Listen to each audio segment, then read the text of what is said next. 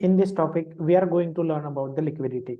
Liquidity और imbalance ऐसे दो फैक्टर होते हैं या फिर ऐसे दो रीजन होते हैं कि जिसकी वजह से प्राइस करेक्शन करता है। मतलब जब भी प्राइस एक इम्पल्सिव फेज क्रिएट करता है तो या तो वो एक नई लिक्विडिटी को लेने के लिए मार्केट नीचे आता है, या फिर जो इम्बैलेंस होता है प्राइस का, उस इम्बैलेंस को फिल करने के लिए प्राइस नीचे आता है। तो मेजर जो पॉइंट होते हैं किसी भी स्ट्रक्चर के एनालिसिस के वक्त, वहां पर हमें दो चीजों पर ज्यादा फोर्स करना है। वो सबसे पहला जो टॉपिक आता है वो आपका होता है इम्बैलेंस, एंड जो सेकंड टॉपिक निकल के आता है वो होता है लिक्विडिटी। लिक्विडिटी एक बेसिक ऐसी टर्म है कि लिक्विडिटी यानी वॉल्यूम।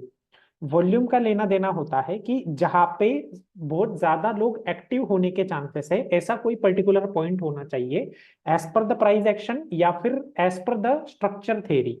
अगर ऐसी जगह पर कोई भी बंदा या फिर कोई ज्यादा लोग अगर किसी पॉइंट पे रिएक्ट करते हैं तो उसी पॉइंट पे सबसे ज्यादा लिक्विडिटी होती है। मतलब सबसे ज्यादा रिएक्शन का मतलब होता है सबसे ज्यादा वॉल्यूम उस एरिया के आसपास देखने को मिलता है। फॉर एग्जाम्पल हम लोग देख लेते हैं कि अगर as per the price action एक रेजिस्टेंस बना हुआ है, एक सपोर्ट बना हुआ है।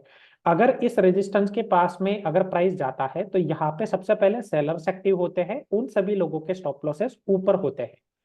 और जो चीज आपने पहले सेल करके रखी है उसका जो स्टॉप लॉस ऑर्डर होता है वो बाय ऑर्डर होता है।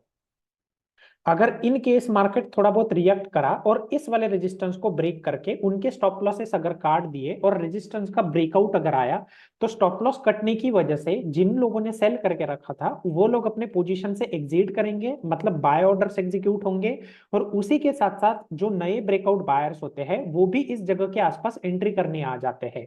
सेकेंड टाइप ऑफ बायर्स आ जाते हैं। और तीसरी चीज की जो रिटेस्ट बायर्स होते हैं वो भी